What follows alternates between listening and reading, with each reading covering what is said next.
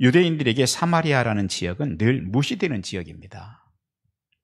평소에 그 지역 사람들과는 함께하는 것도 꺼리는 지역입니다.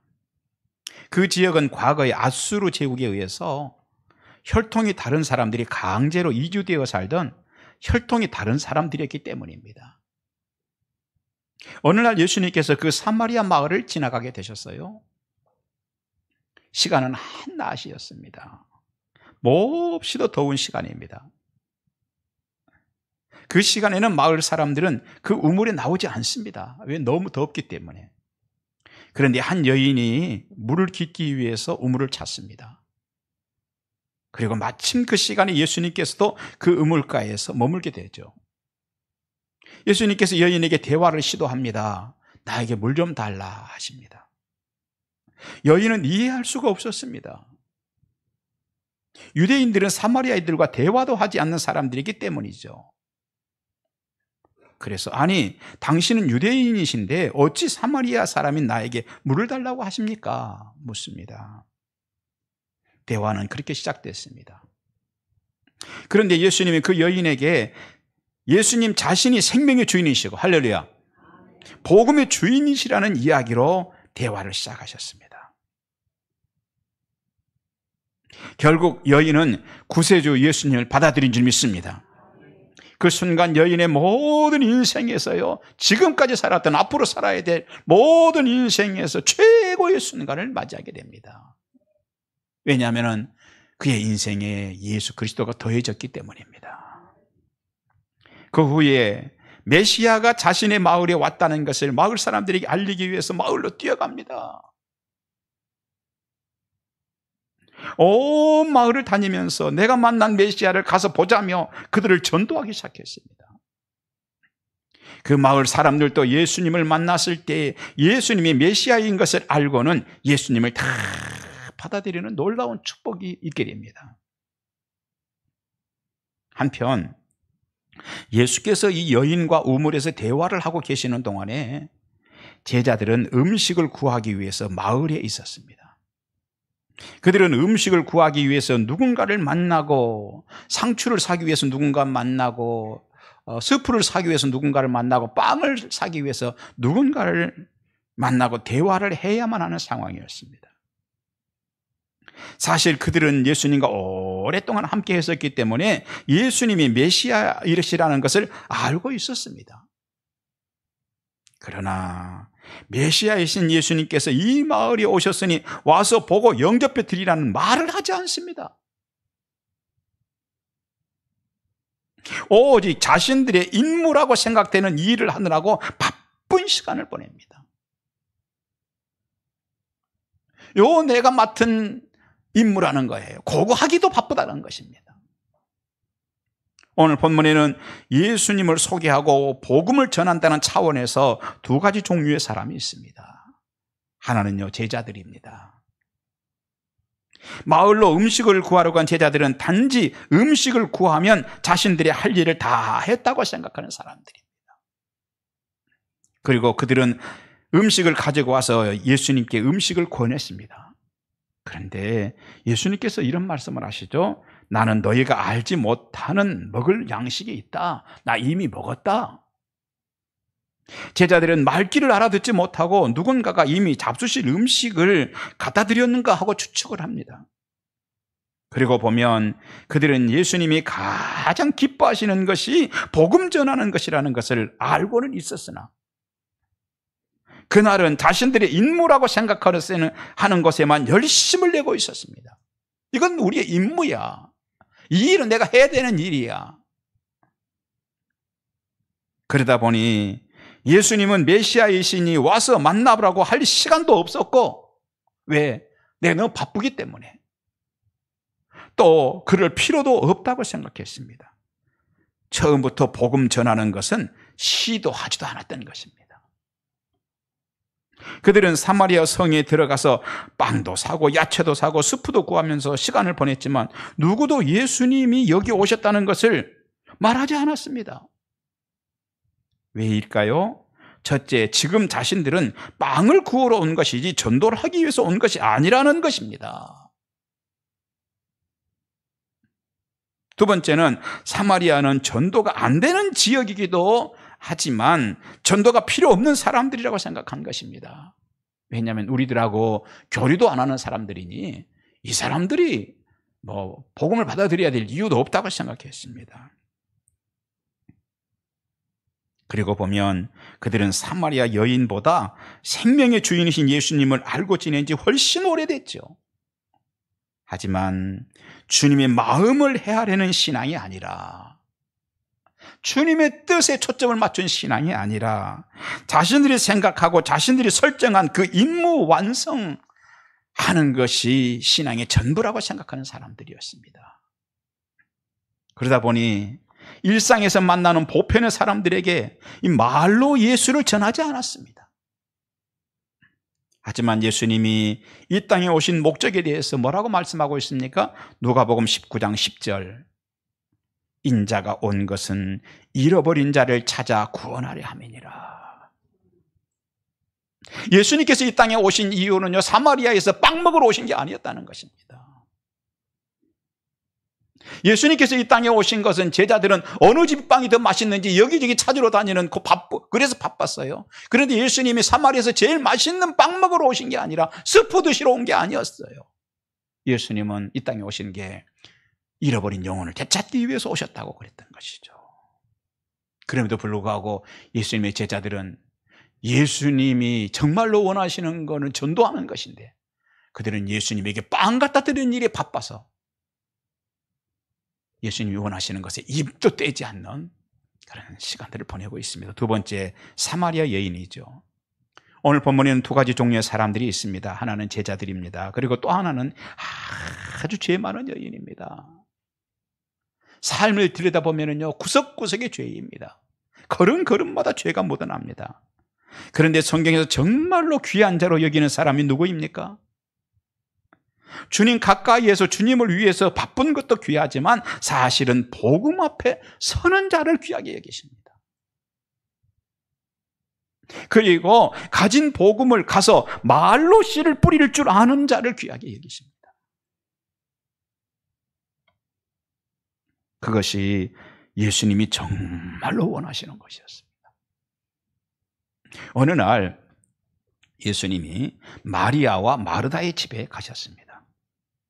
그런데 마르다는 예수님을 위해서 음식 준비하느라고 정신없이 바쁩니다. 예수님 오늘 뭐 해드릴까? 오이냉채를 해드릴까? 오늘 날도 더운데 뭘 해드릴까? 냉면을 해드릴까? 아니 만두를 쪄드릴까? 자기가 설정을 합니다. 그리고 자기가 설정한 거기에 바쁩니다.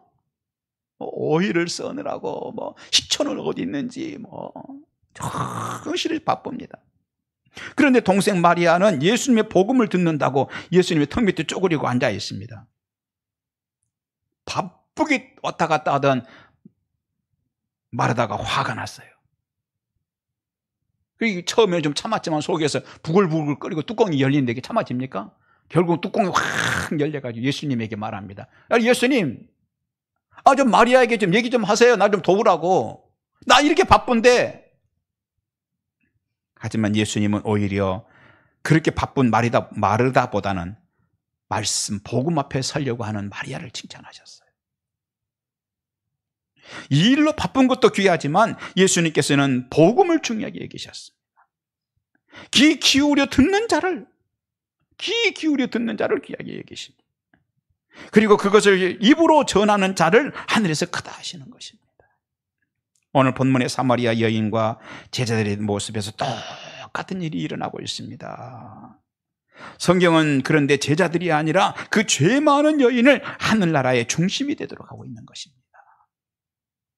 여러분, 그 과정이 어떻게 전개됩니까? 예수님께서 여인에게 말씀하시죠. 내 남편을 데리고 오라. 남편 문제라면 여인이 정말 숨기고 싶은 내용입니다. 하지만 결국은 말합니다. 저는 남편이 없습니다. 사실은 남편이 5번씩 갈아서 살고 있었으나 지금 남편이라고 할 만한 사람이 없습니다. 어떤 모습이에요? 포장하지 않고 있는 그대로 주님께 드러냈습니다. 사실을 말한 것이죠. 그런데 예수님은 그 여인이 그렇게 말하기 이전에 사실은요 다 뚫어보고 다 아시고 계셨어요. 그런 주님에게 여인은 자신의 모든 포장지를 딱 뜯어내고 주님 앞에 딱 섰습니다. 그리고 나왔더니 인생에 답이 있었던 거예요. 왜 여러분 우리가 신앙생활하면서 인생 답을 얻지 못합니까? 포장지로 자꾸 감싸기 때문에 그래요. 권사라는 포장지로 포장하고, 집사라는 포장지로 하고, 목사라는 포장지로 하고, 뭐 중직자라는 포장지로 자꾸 자기를 포장하니까 하나님 은혜를 받지 못하는 거예요. 있는 그대로 포장지 뜯고 주님 앞에 서는 것입니다. 우리 오늘 주님에게 모든 걸 사실은 뚫어보고 계시는 주님에게 그 여인은 포장지를 뜯고 섰습니다. 인생에 답이 있었어요. 자신의 속에서 샘물이 터졌습니다. 그것은 예수님이 주시는 축복이었습니다. 그 축복은 자기를 포장하지 않고 있는 그대로 주님 앞에 설 때 주어지는 것이었습니다. 오늘도 여러 포장지 뜯고 주님 앞에 서면, 할렐루야, 포장지 뜯고 주님 앞에 서면 그때 인생 문제가 해결될 줄 믿습니다.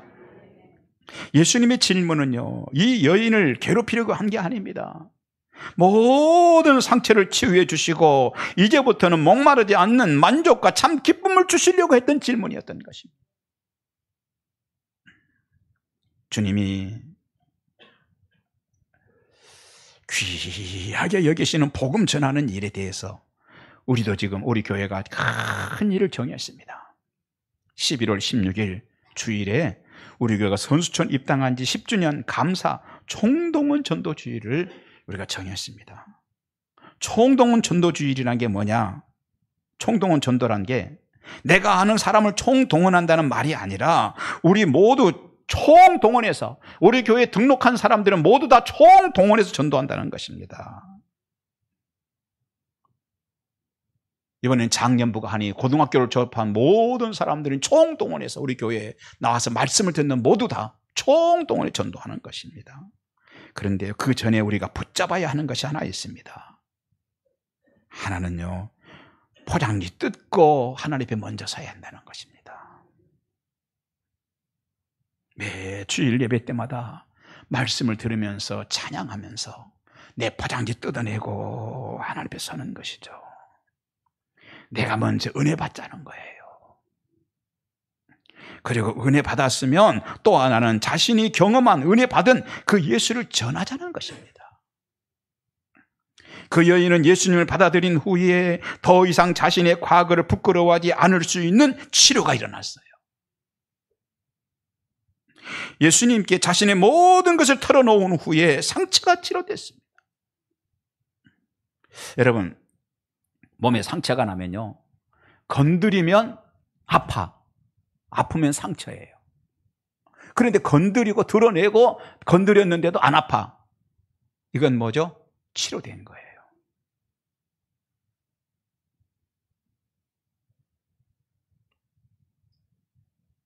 사람들이 가서 복음을 말합니다. 드러냅니다, 자기를.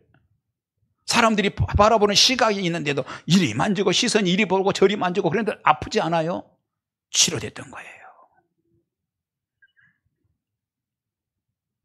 여인은 자신을 그렇게 변화시킨 예수를 가서 전합니다. 이게 전도예요. 전도는 부담스러운 게 전도가 아니고요, 내가 받은 은혜를 가서 이야기해 주는 것이 전도입니다. 전도는 복잡한 것이 아니라 변화된 삶을 조금이라도 보여주면서 내가 만난 예수를 소개하면 되는 것입니다. 사람들은 이 여인의 담대함과 그 밝은 얼굴과 자신감이 넘치는 모습 속에서 이게 뭐지? 싶었을 것입니다. 이 여인이 왜 이렇게 됐지? 싶었을 것입니다. 그렇게 마을 사람들도 주님께 돌아오게 됩니다. 그것은요, 큰 기쁨입니다. 여인의 기쁨 하나는 자신 속에 예수를 채운 것이 큰 기쁨이었습니다. 생수가 터지는 기쁨이었습니다. 또 한 가지는 누군가에게 그것을 전했고 사람들이 예수께로 돌아오는 것을 보는 것이 또 한 가지 기쁨이었습니다. 예수 믿는다는 것은 모든 걸 채우고 사는 것이 아니라 예수 한 가지를 채우고 사는 것입니다.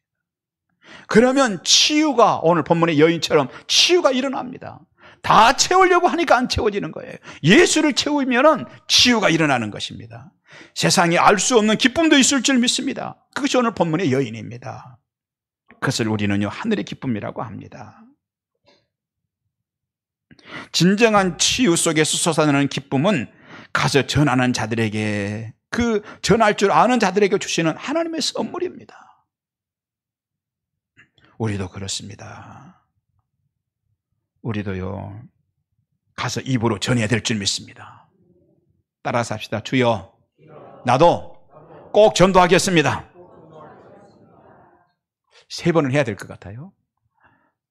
따라서 나도 꼭 전도하겠습니다. 하나님, 나도 꼭 전도하겠습니다. 아멘.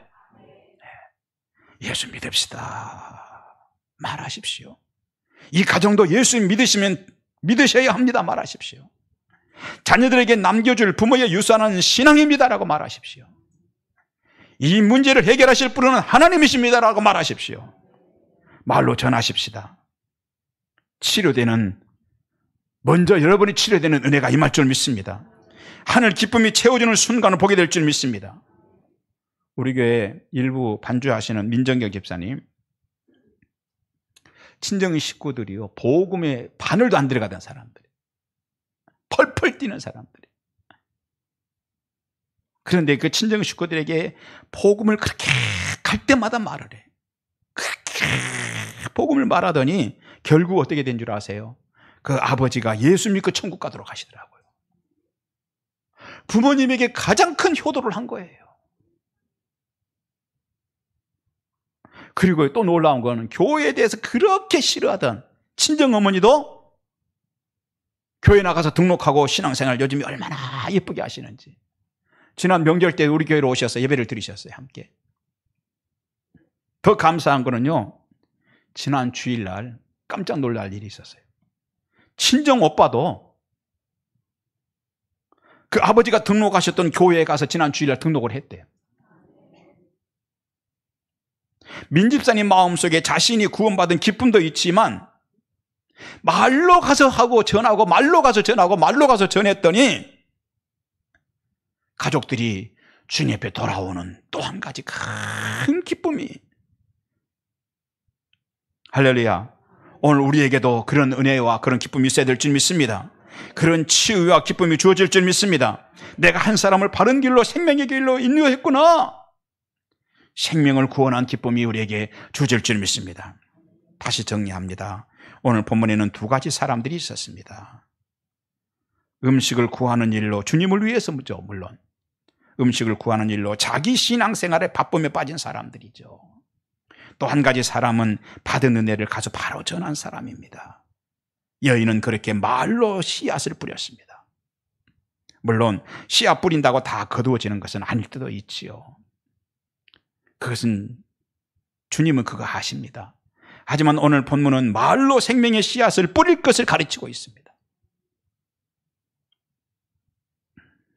지난 목요일에 우리 제이권 찰님 가정에 가서 신방을 드렸습니다. 예배를 드렸어요.